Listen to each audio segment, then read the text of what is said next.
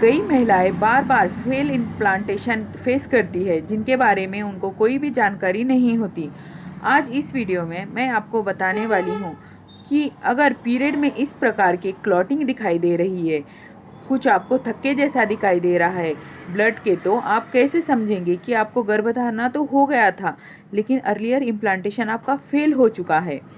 बहुत ही important topic पे आज इस वीडियो में हम बात करेंगे, तो वीडियो को एंड तक ज़रूर देखिए। पीरियड के दौरान बहुत सारी महिलाओं को म्यूकस आती है, जिसे आप ब्लड के थक्के भी कह सकते हैं।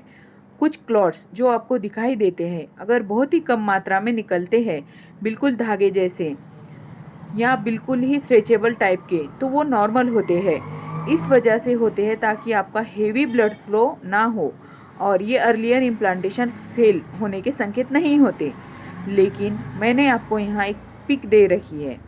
मान लीजिए आपका पीरियड रेगुलर आ रहा है, फ्लो उसका पहले जैसा ही था वैसा ही है, लेकिन हर बारी जैसा फ्लो आता था, इसमें जो आपको क्लॉट्स है वो नहीं बन रहे हैं नॉर्मल तरीके से। मान लीजिए कि एक दिन का फ्लो ठीक से था, सेकंड डे आपको आ गए क्लॉट्स। ये जो क्लॉट्स है किसी पर्टिकुलर टाइम पे ज़्यादा आ रहे हैं, तो आप ये समझ सकते हैं कि आपका इम्प्लांटेशन फेल हो चुका है। तो क्या होता है कि जब आपका मिसकैरेज होता है, तब इस तरीके के क्लॉट्स आते हैं, आना निकलना स्टार्ट हो जाते हैं। लेकिन मैंने एक चीज़ आपको ये बता देती हूँ कि जितना कम समय होता है गर्भधारणा को हुए तो उतना ही कम मात्रा में क्लॉटिंग होती है।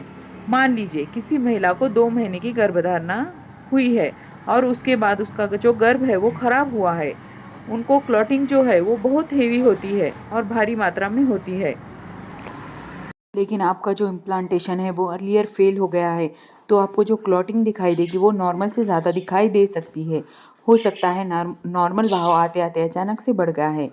ये पर्टिकुलर किसी समय पर आपको दिखाई दे सकता है। हो सकता है नॉर्मल बहाव हो रहा था, एक दिन में आते आते अचानक से बढ़ गया। तो ये जो प्रॉब्लम होती है ना, वो अर्लियर इम्प्लांटेशन फेल होने की वजह से होती है। तो अब हम ये देखेंगे कि इसके पीछे के क्या कारण है। कुछ कारण बहुत ही इम्पोर्टेंट होते हैं।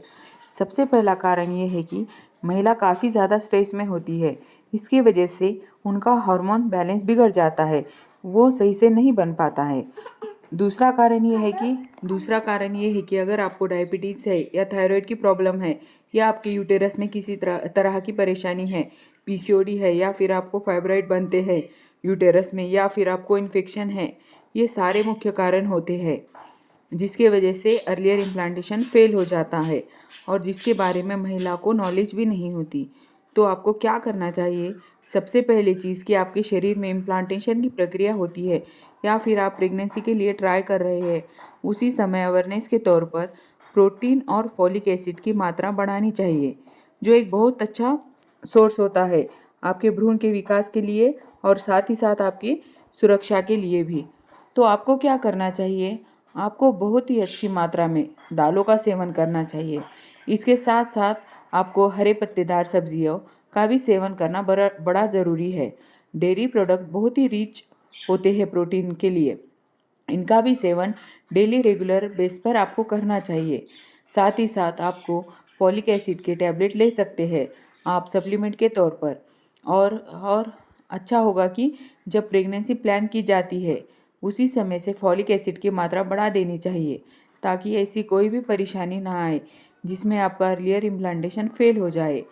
अर्लियर इम्प्लांटेशन फेल होने का मतलब होता है कि जो बच्चा गर्भ के दीवार में आके ठहरता है, वो किसी भी प्रकार से अपना जो स्थान है वो छोड़ देता है और आपको नेक्स्ट पीरियड आ जाता है।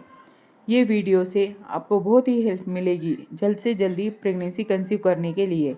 और साथ ही साथ अगर बार बार आपका इम्प्लांटेशन फेल हो रहा है, तो आप इस क्लॉटिंग से उसे पहचान सकते हैं।